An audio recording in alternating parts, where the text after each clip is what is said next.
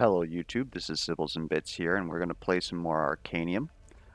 The 8 people who watched my other Arcanium run might be wondering, A, what's happening with the Shield Heroes run? Shield Heroes run is still happening. It's obviously already recorded. I just figured that I'd try some gameplay with voice, because as you probably noticed from that run, just putting text on the screen explaining my thoughts and all that it's not working, right? I tried all different colors, eventually decided on like yellow again, put bevel on the outside of the text. The whole screen's pretty much used, so the amount of space that I would have to actually put text that isn't in an important area, it would be microscopic, and I don't think that that's really working for anybody. So we're going to just go ahead and start a new run with some voice commentary, sort of explain exactly what's going through my head there. Maybe chat a little bit, and we'll see how that goes. If you have any feedback, be sure to leave it in the comments. I'd love to hear it. And anyways, we're going to just go ahead and get started. I am now romping around in Apex difficulty. I'm on max difficulty on PC. I'm on max difficulty on the tablet. I'm getting just absolutely bodied in it because it's significantly more difficult. But I'm doing significantly better on the tablet than I am on PC because due to the nature of when I'm playing on the tablet, not really rushed to do anything, so I'm actually taking my time a little bit more and making better decisions. We'll see if possibly having to say things out loud is going to help me out with that, slow down my play a little bit. Anyways, we're going to go ahead, hop into there, random a team. That's a pretty good team. So, anytime I see Milady, I know I'm going to have a good time. I also wish that when I randomed, it would also random their ultis, but what can you do, right? Stick with that, and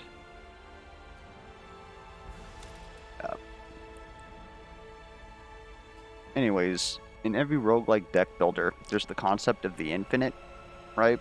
Having a wombo combo that just instantly wins any matchup. This game has some protections against that, but it also has pieces in place that anybody in the game can do an infinite or a nigh infinite, right? Where they do like, maybe they don't do the full boss's health in one turn, but they do like 600. Every color can equally run an infinite in this game, or again, nigh infinite, but blue color has a much easier time than any other color. And Milady, because of the fact that she has an heirloom, draw one card whenever you dash, this pretty much fuels that as well. So all colors are created equal. Blue heroes are more equal than others, and Milady is most equal. It's always nice to have a win condition like that available. You can't always get it, obviously, because it requires like shrine buff, a epic, and a legendary artifact, and then of course her deck has to be properly built. But Tara can pretty much one-shot any boss in the game if she gets built, and Shinzo, well, we can go for a tank strategy and just like take 20 hours and beat this game, theoretically speaking, right? So we will... I'm thinking about where we want to send this team to, because if we're going to try and go for the infinite, we want to start in Scorched Lands because the epic that we need, the epic artifact, is there. So we'll want to go to Scorched Lands, shift over to Anador, but unfortunately, these resistance colors of the enemies are actually bad for our team. Milady is red-blue, so she's going to be very weak during this portion of the game, which is going to be our early game where we need to ramp up as fast as possible. And then when we pivot over to Anador, in order to complete our infinite, we have blue resistance and green resistance, which is pretty much half of our damage. Shinzo is very strong at Scorched Lands, though, because there's a lot of multi-strike enemies, and he's very strong against multi-strike enemies. I should probably not do that, but since I've been talking about it, we might as well go with it and see how it goes. The artifact that I'm referring to is this Obsidian Shiv.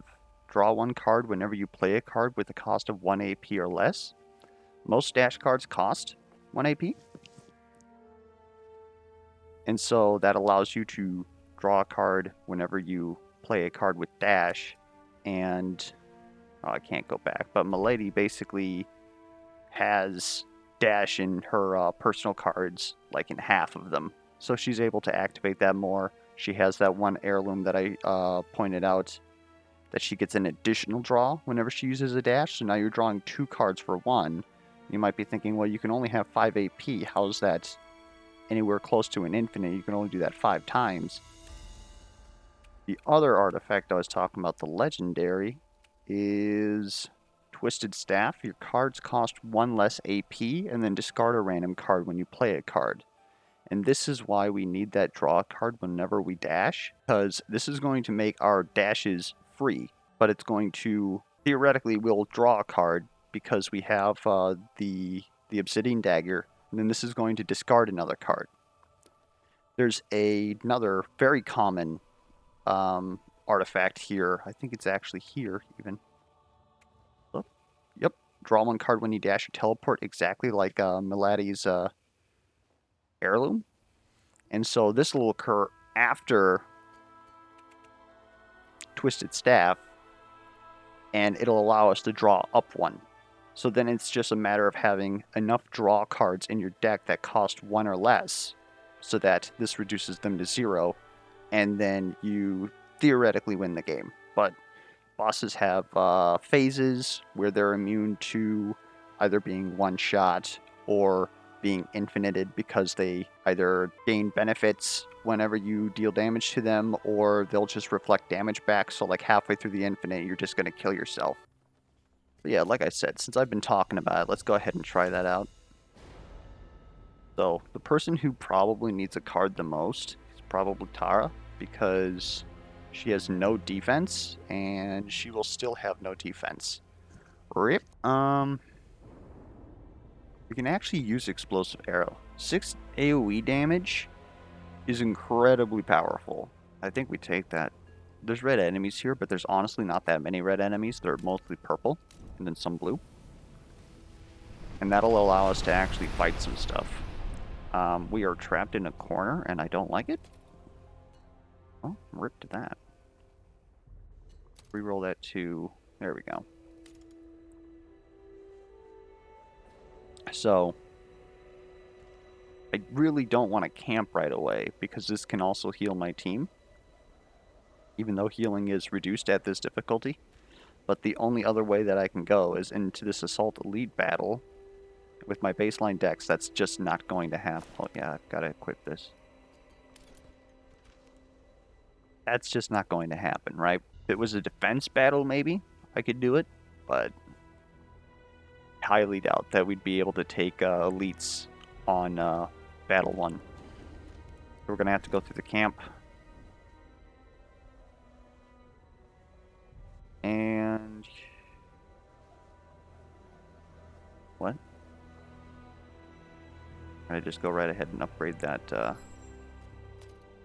for 9 AoE damage. It's going to be very powerful in this early game.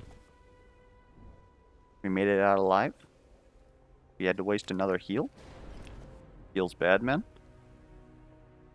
It's actually quite unfortunate.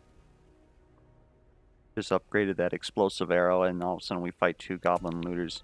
Now, Goblin Looters are multi-strike enemies. They'll multi-strike, and then they'll do damage in an area. So they deal a lot of little damage, which makes them very prone to weak, but they're also prone to Shinzo, because he'll just taunt them, theoretically, when they're multi-striking. Get backlash, and then they'll just deal damage to themselves. We are going to want to try and take care of these guys quick, because when they ult, which is every other turn, they're going to deal 3 damage in an area, twice, and that is no es bueno. Aberrations are just annoying, really. They'll root you. That actually makes them very dangerous, but we're not really concerned about that with this.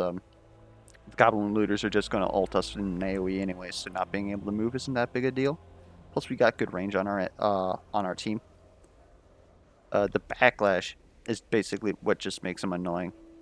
So, like I was saying with Shinzo, right, he's got access to backlash. So whenever we hit this enemy when they have backlash, they're just going to deal damage back to us.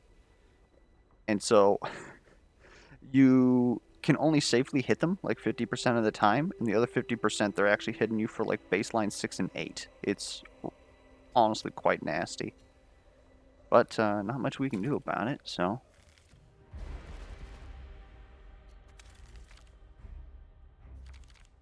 But since this enemy's only going to be attacking 50% of the time, we definitely want Tara to be here because she has no defensive cards, and that's going to be rough.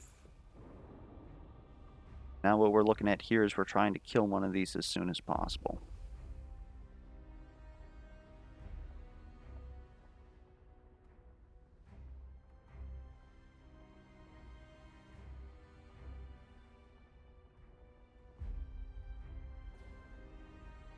Yeah, okay.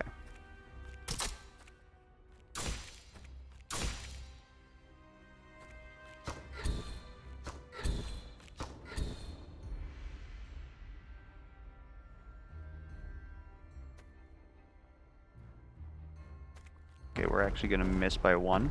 That feels bad, man.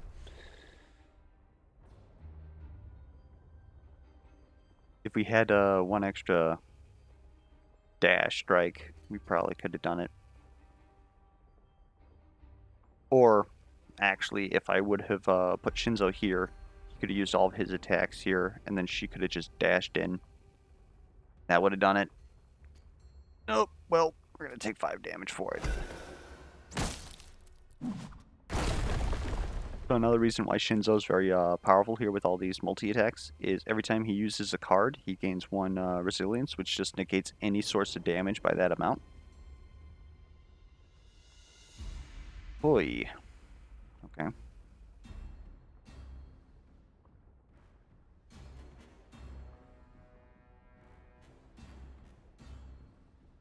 Fortunately, he has that backlash there.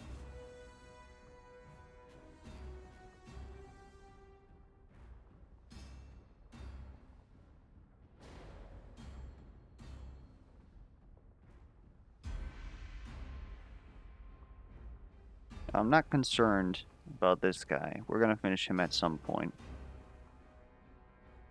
I think what we honestly do is just take this damage. Money's nice.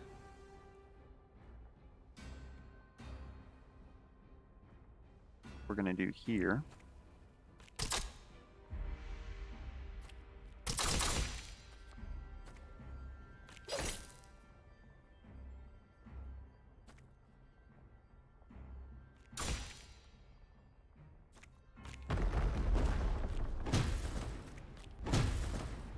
Problem solved. We'll just take this damage there.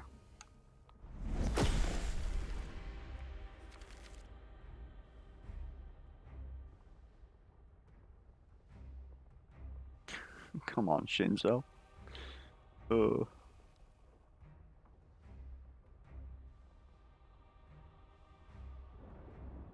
Hold up, his ulti's the taunt.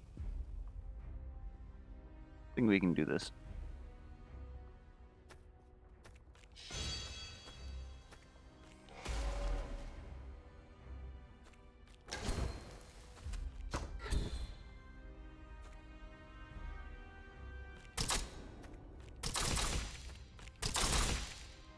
I wasn't going to be able to kill that.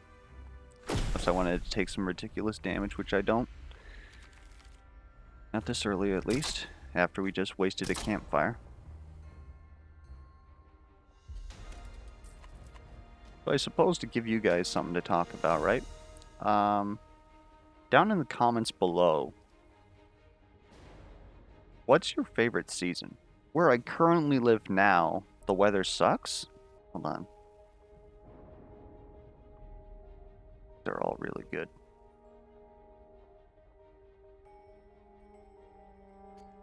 Yeah. The weather really sucks, in my opinion, where I live, right?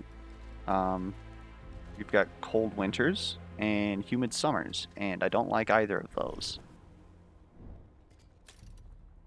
And a lot of people, I guess this is sort of like a stereotype people don't want to hear, right? But a lot of people say that stuff is cold in their area. Last winter, we had a polar vortex, which dropped us to like -40 wind chill. And then the winter before that, we had another polar vortex that dropped us to -60 wind chill. But the actual air was so cold that people had they had frost coming in from their electrical sockets of their house because it was so cold outside. They said that it was colder here than it was in Antarctica, and that just boggles my freaking mind. And people actually choose to live here. But I would say that my favorite season currently, where I live, is fall. Because where I come from, we call it winter, and it's not miserable. It's actually quite nice.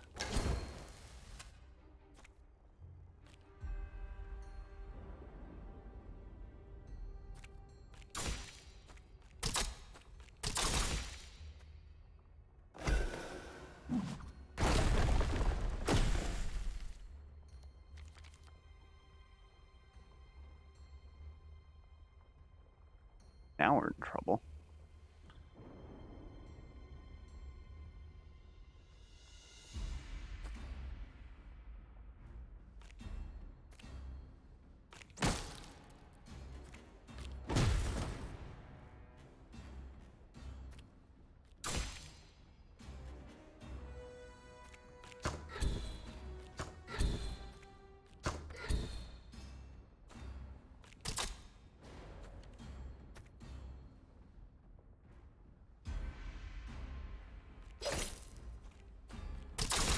I probably actually could have killed that if I did that in a different order.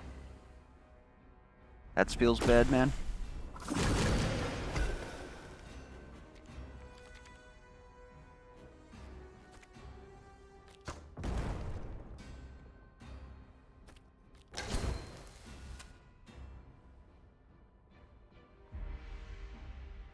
Alright.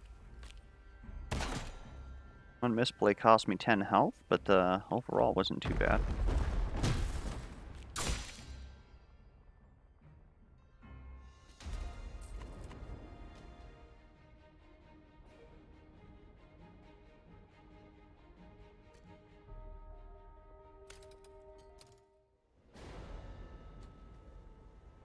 Whew, this could be big.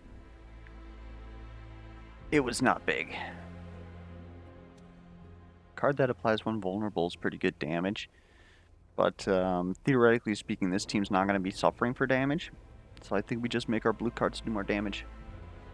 Reducing price of vendors is also obviously very good, especially if we have to use the inn to heal, since we've already burned a campfire.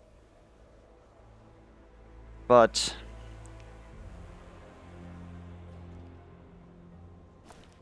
again, if we're staying the course, right, and we're going for the infinite on the lady, Ash is going to be our primary damage dealer, or lunge, my apologies. And so having that actually deal just a little bit more damage, even if we can't get our infinite, our nigh infinite will still be very good. And there's a lot of enemies that cleanse once you start fighting elites, so having a... If it was retain, I could see it, because then you'd have vulnerable whenever you want it.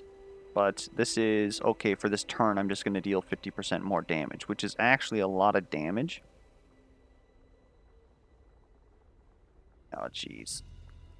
You know what? We'll actually take this. Because Tara also has a card that scales off of vulnerable. You have no minions. 1 hex whenever you hit an enemy. That's actually... Actually, you know what?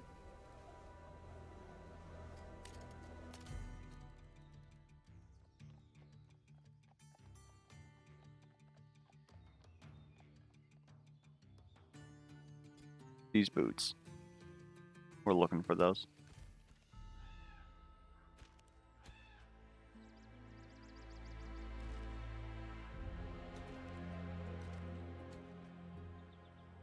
really not ready for a shard battle. Take us to here.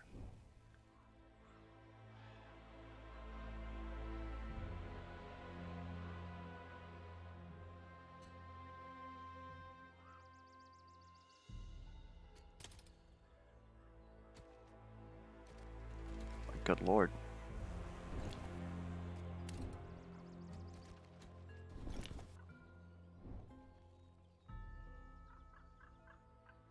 Add 1 threat for a void shrine. What is void even gonna give us? We have no void damage. Give us chance for elusives for more money. And give hex to enemies, which is technically damage. Oh, we can get dispel actually. That's very good. I'll take a threat for a guaranteed void shrine. And we got bopped on that one. 1 week on enemies at the start of each turn though is very good here. Like I said, a lot of multi-strike enemies. Weak will reduce their damage by 1. So it'll make it easier for us to block them. As long as they aren't the enemies that ult us for like 50 damage. We really need to level up and take on this shard in the next 3 areas. So I think that's this elite battle, this battle right here, and then a campfire. Quite misfortunate. Well, we're going to take the elite battle and hopefully we don't die.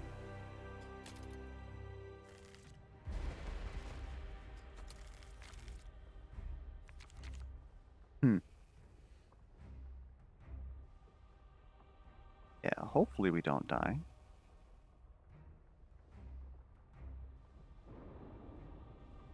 That goblin ult, we're not going to like it. I don't know if we can burst him down though. We have lethality.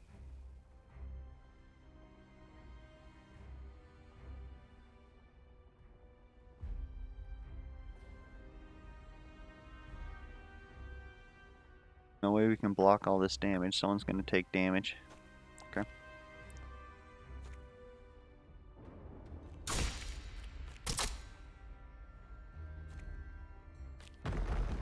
You know what I forgot to do? I forgot to equip that artifact. Would have been a lot of damage.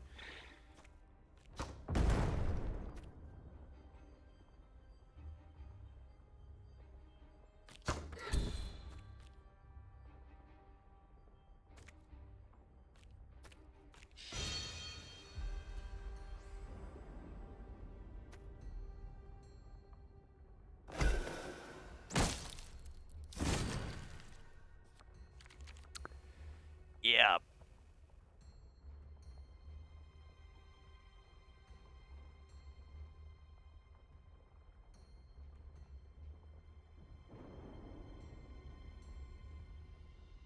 This is like the worst timeline right now.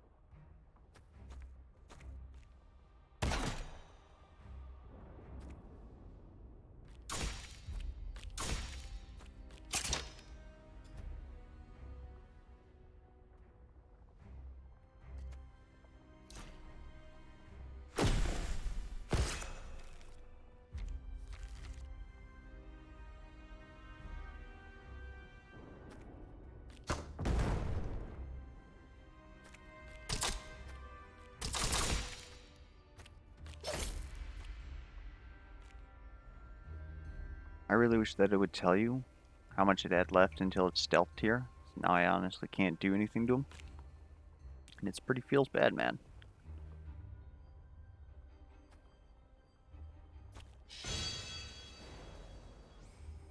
I was probably also supposed to math that out, and I didn't.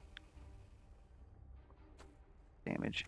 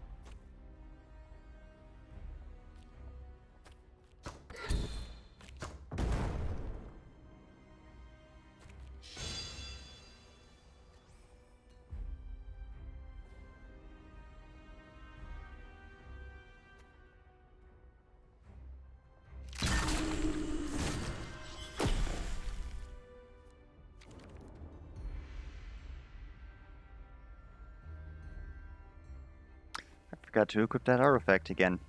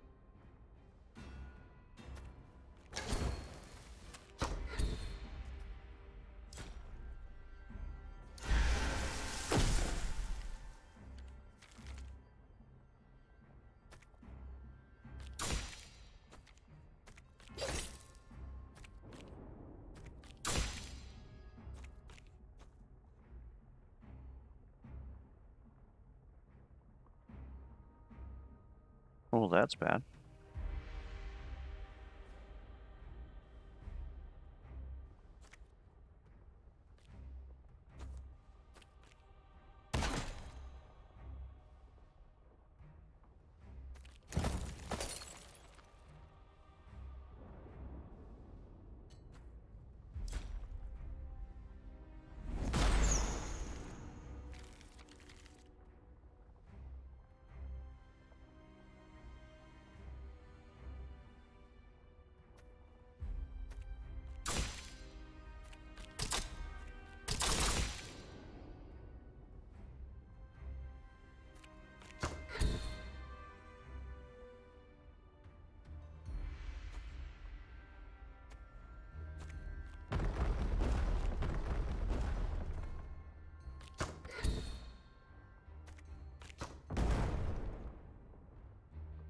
What? I was swindled.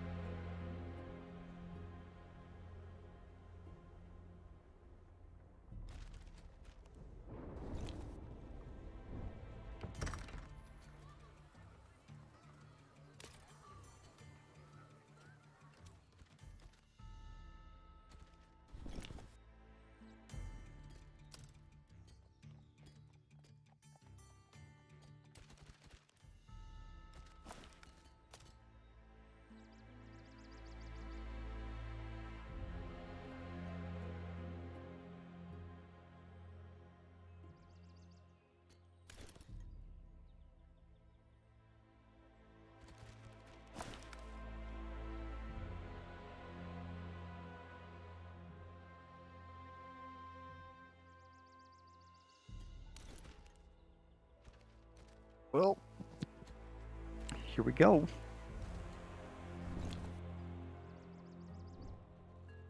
First thing that happens is we all die, right?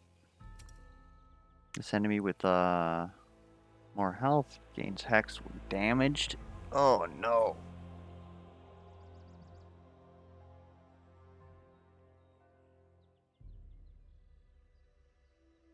We don't give this guy more health. I really want that shrine though. Don't have the damage really to burst him down.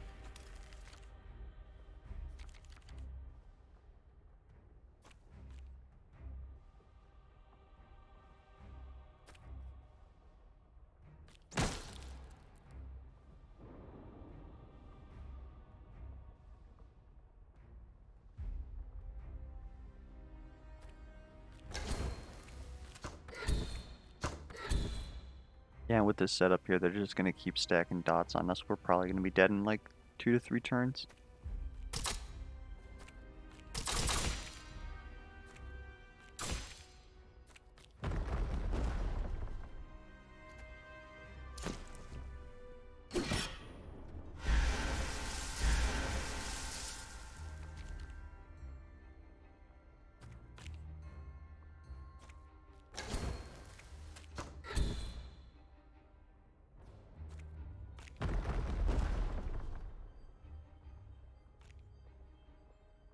I honestly just face race this dude.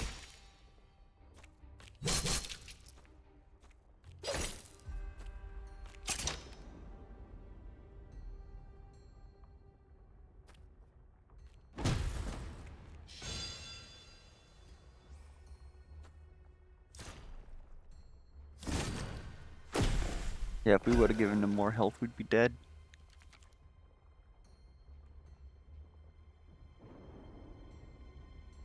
Well, maybe not, but it's pretty freaking close.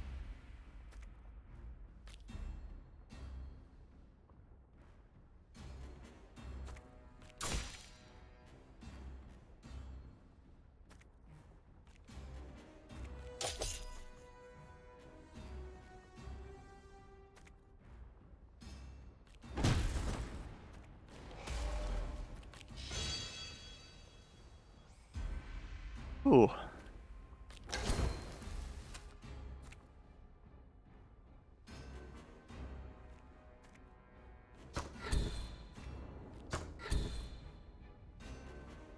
Because at the end of this turn,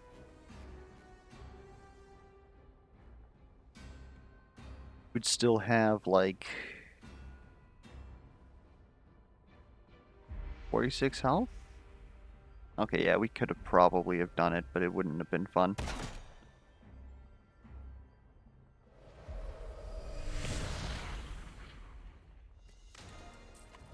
We had no cleanse on team though, so it was probably the right move to do what I did.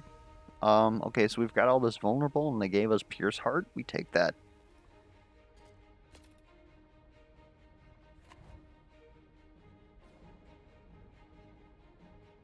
Hmm.